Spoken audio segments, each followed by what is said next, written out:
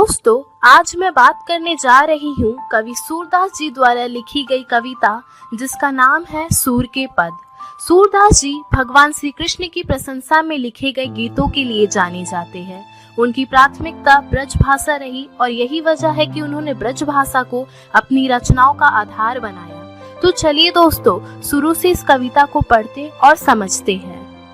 जशोदा हरि पालने झुलावे, हलरावे दुलराई मलहावे, जोई सोई कछु गावे, मेरे लाला को आओ निंदरिया, काहे ना आनी सुवावे, तू काहे नहीं बेंघी आवे, तो को कान्हा बुलावे, कभू पलक हरी मूंद लेत है, कभू अधर फरकावे, सोवत जानी मौन है कह रही, करी करी सैन बतावे, इही अंतर अकुलाई उठे हरी, जसुमती मधुरे गावे, जो सुख सूर अमर मुनि दुर्लभ, सो नंद भावनी पावे, खीजत जात माखन खात। इन पंक्तियों के माध्यम से कवि सूरदास जी कहते हैं कि माँ यशोदा भगवान श्री कृष्ण को पालने में झुला रही है। वह कभी पालने को हिलाती है, कभी श्री कृष्ण का मुंह चूमती है, तो कभी लोरी गाने लगती है। बालक को सुलाने के लिए थोड़ा बहुत भी जो मुंह में आता है वह गुनगुना रही है।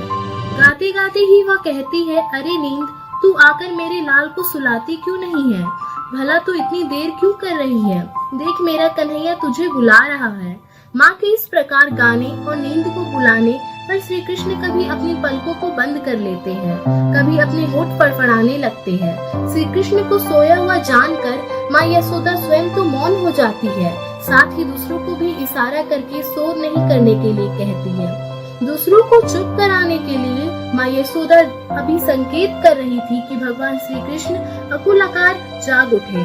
श्री कृष्ण को इस प्रकार जागा हुआ देखकर माँ यशोदा फिर से अपनी मधुर स्वर में लोरी गाने लगती है। सूरदास जी कहते हैं कि इस प्रकार माँ यशोदा जिस वात्सल्य सुख का रोज रसपान करती है, वह सुख तो देवताओं और ऋषि मुनियों के लिए भी दुर्लभ है।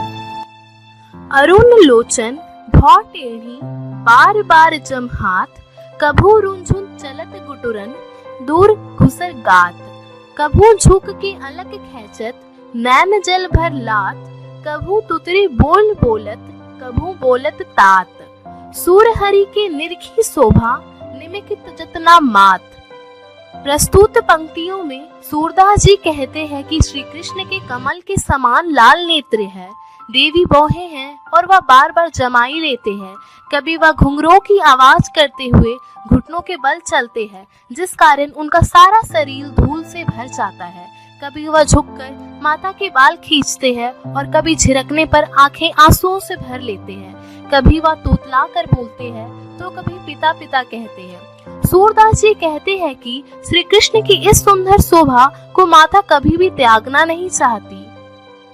मैया मेरी चंद्र खिलौना ले हो, धोरी को पर पान ना करे हो, बेनी सिर ना गुते हो, मोतीन माला ना धरियो उर पर, झुंगली कंठ ना ले हो, जो हो लोट अभी धरनी पर, तेरी गोद ना एहो, लाल कहे हो नंद बब्बा को, तेरे सूत ना कहे हो, कान लाए कुछ कहत जसोदा, दाहो ना ही सुने हो, चंदा है तू अति सुंदर तो ही, नवल दुल्हैया बेहो, तेरी सौ मेरी सुन मैया, अभी ब्याहन जय हो। सूरदास जब सखा बराती, नूतन मंगल गे हो। प्रस्तुत पंक्तियों के माध्यम से सूरदास जी कहते हैं कि श्री कृष्ण अपनी माता से जिद करते हैं और कहते हैं कि मैया मेरी, मैं तो चांद रूपी खिलौना ही लूंगा। मैं तब तक ना तो भोजन ग्रहण करूंगा और ना ही आपसे चोटी गुथवाऊंगा। मैं तब तक मोतियों की माला और हार गले में नहीं पहनूंगा। मैं यहीं धरती पर लेट जाऊंगा, परंतु तुम्हारी गोद में नहीं लेटूंगा। मैं तब तक नंद बाबा का ही लाल कहलाऊंगा, तुम्हारा बेटा नहीं कहलाऊंगा। तभी माँ यशोदा श्री कृष्ण के कान में कहती है कि सुनो, कहीं बलराम ना सुन ले, तुम तो मेरे चंदा हो और मैं तुम्हारे लिए सुंदर दुल्हन लाऊंगी। तो फिर श्री कृष्ण कहते हैं कि हे माता, तुझको मेरी सौगंध है, अभी त्याने को चलो। सूरदास जी कहते हैं, वह कहते हैं कि मेरे सब सखा बाराती बनेंगे और नए मंगल गाना गाएंगे। दोस्तों, इस वीडियो को लाइक कर आप हमारा आत्मविश्वास बढ़ा सकते हैं और मेरे चैनल रियल फैक्ट स्टोरीज को सब्सक्राइब जरूर करें, ताकि मेरे आने वाली एक नई पोएट्री को आप सबसे पहले देख सकें। धन्यवाद।